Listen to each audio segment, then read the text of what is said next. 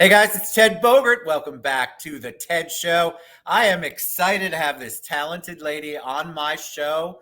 I know she's a real queen, but she's also an amazing human being. This is Patricia Tanner, and she's going to talk about being a serial entrepreneur. She's going to share her journey. She's got a great one, and we're going to get motivated and inspired by her. Hey, Welcome, Patricia. How you doing yeah, today? thank you so much, Ted, for having me. I appreciate it. I'm excited when I got to learn your story and learned about you. I Yes, thought this is somebody who can definitely motivate and inspire people. yes. And I loved your energy and I just love the message you gave. And so I was very happy that you agreed to come on the show. Thank So, you. Thank all you. I'm right. so So before we went live, I told you the audience loves origin stories. So they want to know about you. They okay. kind of want to know how you got from point A to point B. So share a little bit Okay. of that with us. Okay, sure. Well, I was born and raised here in Sanford, Florida, so I've been a native my whole entire life. Wow. And my mom is from Thailand. My dad is from here, so he met her in the army, and he came here, married her, and then I have a brother and a sister. So started out high school here, went to college at UCF, got a bachelor's in business. Ended up with two children by the time I graduated from high school. Believe it or not, went Wow. on to college. Yeah, went on to college, got my bachelor's degree in 3.5 years, went on, worked into corporate America, was making six figures, got two master's degrees, one in public administration, one in human resources. So since that journey, I did get into real estate. So I fell in love with real estate. So I was a property manager for a very long time. And when my boss died, when I was working for him, that pushed me into entrepreneurship. So at that point, I did not want to work for anybody else anymore. I was exhausted. I just said, let me just do this on my own. So I pursued a broker license. Mind you, I had no real estate experience because to become a broker, you have to hang your license 2 years under another broker in practice. Well, I just hung my license and never really practiced. So when I did come out and became a broker, I taught myself how to sell homes. And my first listing was $1 million listing. Wow. So that's pretty much put me on the map. So I taught myself, the ropes in and out of real estate, and I'm just an expert today. So Well, I'd say that you had to learn a lot along the way. What you said, you were self-taught on a lot of levels. What can you tell somebody who's listening that maybe wants to go the same path, maybe is fascinated a little bit by real estate, but they're not really sure what to do? What are some of the things that you recommend? Maybe some things that you wish you had known when you first started out. well, basically, I would tell them, keep hope alive. And if that's your dream and your passion, go for it because I'm a go getter. I'm the type of person that I'm passionate about what I do. So if they're passionate about what they're doing, I feel like, they should pursue their dreams into entrepreneurship or, into real estate. Now, me, I would say that take as many classes as you can. Get yourself a mentor, get yourself a coach. Let them teach you, train you. I had no one. The only person I had my whole entire life, to be honest with you, was my mom, my dad, my siblings, and my man. That was it. And a best friend. I can't leave her out. So when I broke out, when my mom passed away, is when I came out and people start seeing me for the first time in years, 30 years. They were like, "Hey girl, where you been?" I'm like, "I've been right here in Sanford. I've been working." So I say to people, just never give up and pursue your dreams, and just don't let the negativity stop you. And a lot of times I only dealt with God my whole entire life, me, my best friend, and God. And through it all, I generated generational wealth because of that. Yes. Yes. Amen. I'm a man of faith. I totally agree with that part for sure. Tell Yes. me, who inspires you, Patricia? Do you have people in your life that inspire you? Are there authors or people out there? Who inspires Patricia Tanner? Well, it's funny you asked me that because so many people ask me that. And I'm the type of person, I am a workaholic. And when I say serial entrepreneur, I mean like this is my love. I don't love anything else. A lot of people come and say, girl, you need to take a break. You need to go to the beach. You need to travel. I don't like that. I like being on my laptop, working for myself and just going to the next step. For example, I started into real estate and that expanded into real estate development. I start building new construction homes because people start complaining about, they don't like this house or this and that and the other. So I start building from the ground up. And I did that in 2017 in my hometown, broke the price point back then, and developers were running into my community and start building.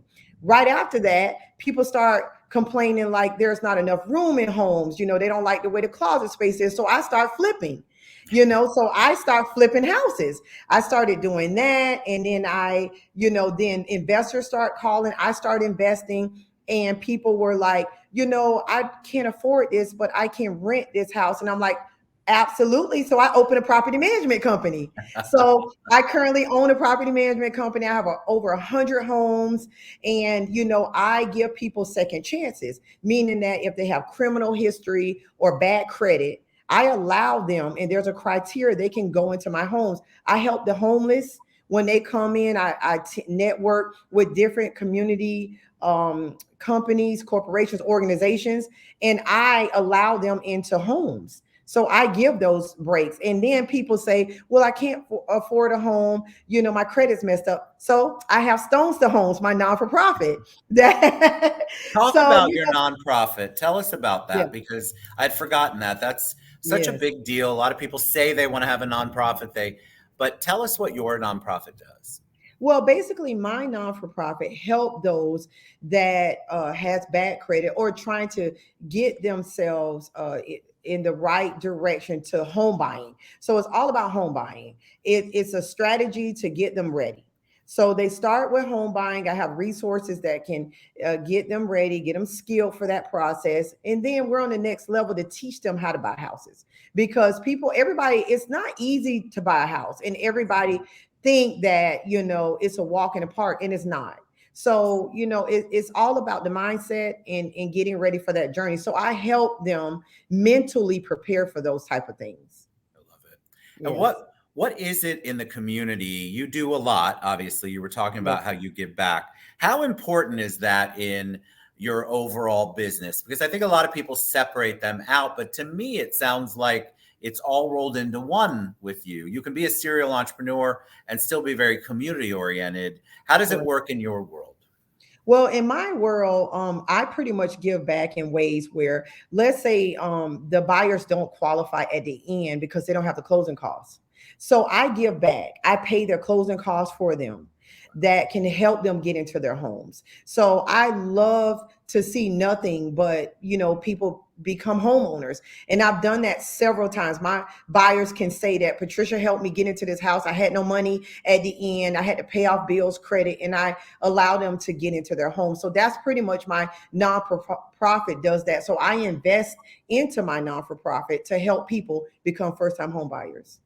So I'd be remiss if I didn't ask, since you are in real estate, and I love to ask this question of real Okay. estate people.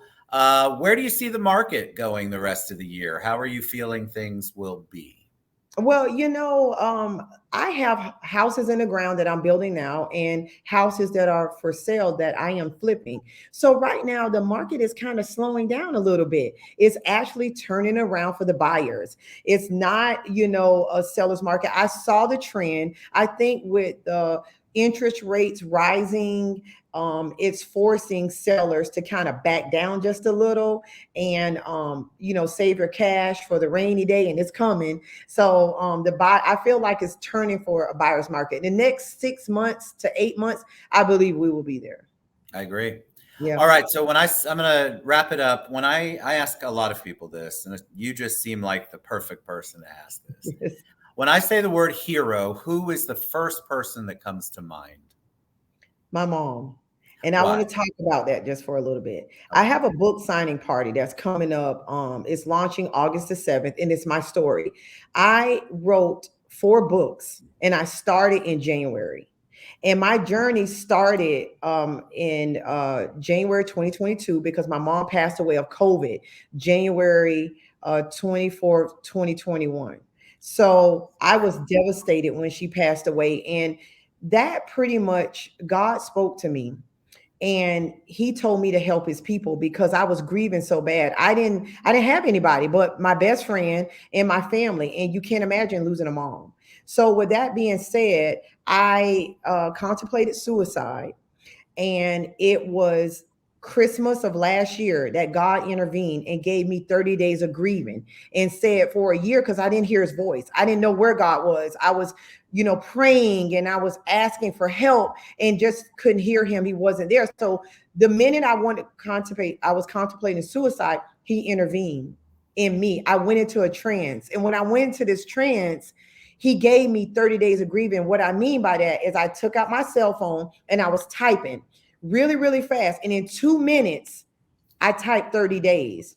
So I didn't know all of this because my fiance was sitting beside me and he told me what happened. He was like, babe, just look in your phone. The Holy Spirit, gave you 30 days. And I looked at my phone and I was in complete shock. So I took those 30 days, turned into a book. It's a journal, turned that into the story of my mom having COVID when nobody else could get into the hospital back in 2017, 2021 when she passed away. Nobody could get back into that hospital. I was there in ICU with her. Wow. And that was my faith that put me there. And God let me stay beside her for 30 days. He was there the whole time. And I was there holding her hand. I was there. My family was in ICU. Remember when they had the notes that said you cannot go into the hospital rooms, and Yes. My entire family was there to see her take her last breath. Wow. So that was my hero, my mom. She put that strength in me, the courage I have today. And God said, don't worry about the money because I am a self-made millionaire. Don't worry about the money, worry about helping my people. So that is what made me come out. And so here I am today. I love it. All right, Patricia, if they want to follow your story, find out more about you, do some real estate with you, what's the best way they can reach you? Well, my phone number, of course, 407-221-2522. Facebook, I'm Patricia Tanner. And then Instagram, I'm Patricia Tanner Inc. So you can Google Patricia Tanner. I'm all over the place. So I'm Google verified. I'm everywhere. You're such a blessing. Thank you for coming on and sharing your journey. I'm excited for what else you have coming up. It's so great. You're an inspiration. I appreciate you taking time to share that journey with us on the TED Show. All right. We'll see you guys soon. Reach out to Patricia. You can also go to patriciatanner.com. We'll see you guys later. Bye, everybody.